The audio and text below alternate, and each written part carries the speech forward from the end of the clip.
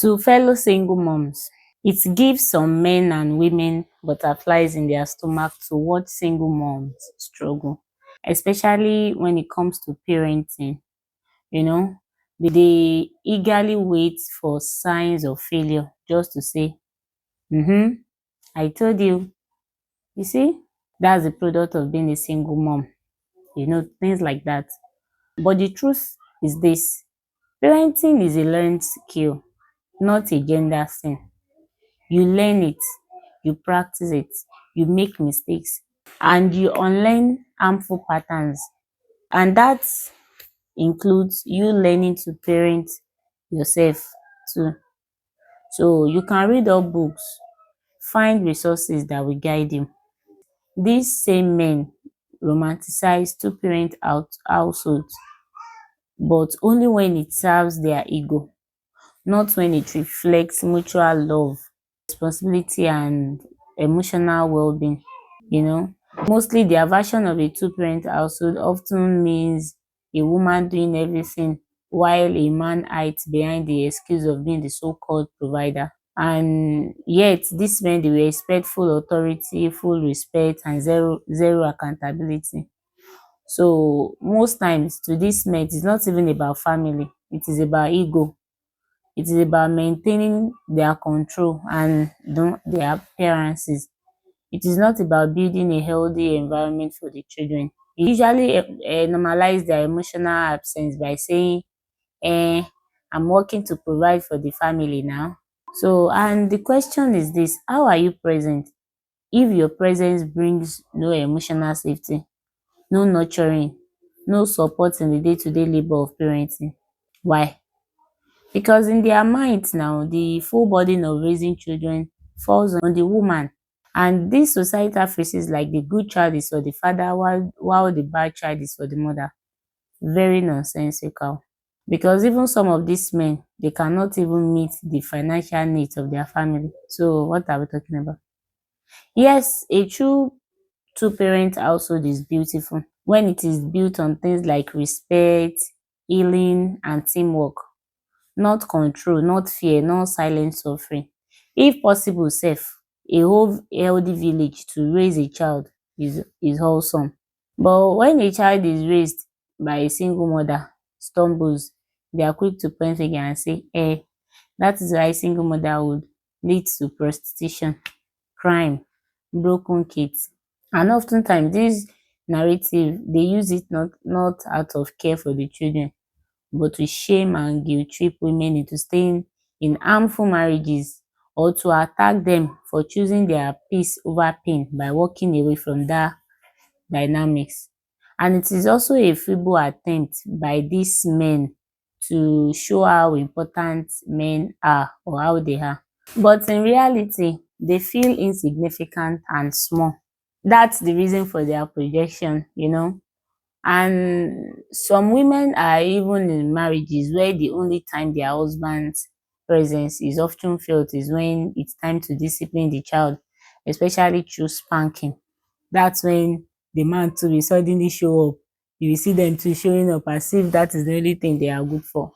Meanwhile, the woman is left to hold emotional, mental, and physical space for the child. Oftentimes, that woman is without the proper support, tools, or even the space to grow into that role fully. But she shows up anyway. She carries it all, not because she's equipped, but because she has no choice. And over time, that constant emotional exhaustion often leads to burnout, deep resentment. Yes, because parenting without partnership is not just hard, oh, it is heavy. And no woman should have to do it alone while being told that at least you shall have husband. She's lucky to have a man in the house. Now, and the reality is that for every right thinking person, we know that children suffer in toxic or unhealthy two-parent homes too. So what is the essence of fathers in these cases? And what are we even saying? It takes a single father for a single mom to exist. So why is the father's absence excused? Why the mother is crucified for struggling? I know why. Because in their world, parenting is a woman's burden, right? while the man can walk away at any time and return to bachelorhood, leaving behind their responsibilities like as if like a forgotten luggage. And these men, we've heard them, they are even audacious. They have audacity. They will make statements like, it's very easy for a man to get any man of any age groups at any stage of his life as long as he has money.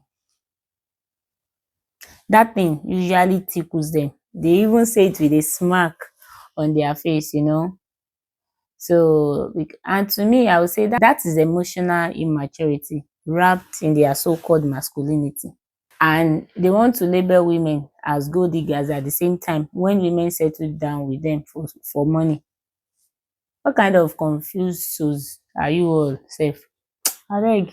So it is enough burden that a woman choose to be present for the child, but due to their emotional cruelty against women, they don't see that struggles. They just wait to blame. It is emotional cruelty disguised as wisdom. Trust me, it is just a disguise. I even read this comment on my Instagram page, and I was honestly shocked by the level of audacity and entitlement. So now, if a single mom wants to raise a child that will be considered easy to deal with from the male perspective, the girl should be able to go out of her way to respect and like the absent father. A man who choose to walk away from his child, that is just banking on the idea that the child will come looking for him someday. So make it make sense. Some of you are truly flying monkeys because you are defending nonsense with so much confidence. Abi, logic and intelligence seem to be leaving you behind because what kind of rational thinking is this now? And thinking of it, who told you that you choosing a woman to marry is some kind of favor you are doing her? That mindset is outdated and delusional. Maybe for naive and females that are dealing with low self-esteem, they can see it as a price. So the same men who shame single mothers are often the ones who created the conditions for single motherhood. And when the woman can no longer endure it and leaves, they call her a failure. But you are not a failure. Some of you women settle with men that abuse your children under the guise of seeking a male figure in your kid's life. A male figure is not inherently positive just because he's present. If your child fidgets or fears a man, that is not a sign of discipline, but of emotional damage. Because personally for me, I want to raise children that feel seen, loved, cherished, and nurtured. And a partner who uses abuse as parenting is not helping you to raise your child. Is harming that environment your child needs to feel safe. Because the fact is, a child will never thrive and grow with healthy mindset in an environment where one person thinks it is his God's given right to be oppressive and uncultured because of the title husband, man, or whatnot. So I would say if we are equipped with the right personality and skills, mindset required for parenting, you won't be caught up with a partner that abuse your child or settle with a man that abuse your kids just because you want to settle down and give the kid or child the father figure. Because personally for me, I don't believe in spanking. So why should I normalize that for a male presence to come help me spank my kids? So I will say, if you as a mother, you are healing, aware, nurturing, and you have clarity, and you are consistent and committed to your personal growth, you are enough. The right man, if ever, will be a bonus to your parenting, not a requirement. Please listen to that again. The right man, if ever, will be a bonus to your parenting, not a requirement. And you see, don't parent from guilt. Don't raise your child to prove anything to anyone. I'm saying this from experience. Oh. You have to parent intentionally, like consciously, with purpose and with grace. Give yourself grace. You don't owe society its false sense of perfection. What you owe your child is love, presence, and safety. And you yourself, you owe yourself softness, lots of softness, compassion, and pride in the woman you have become. Because I would say these male-centered projections exist to make you doubt yourself, to make you hate yourself. Don't fall for it. Because they have nothing healthy to offer, just chaos and transgression. They will do everything to project shame onto others, especially women, rather than pause, reflect, seek help, and actually do the work to be better. And let me tell you, you are not broken.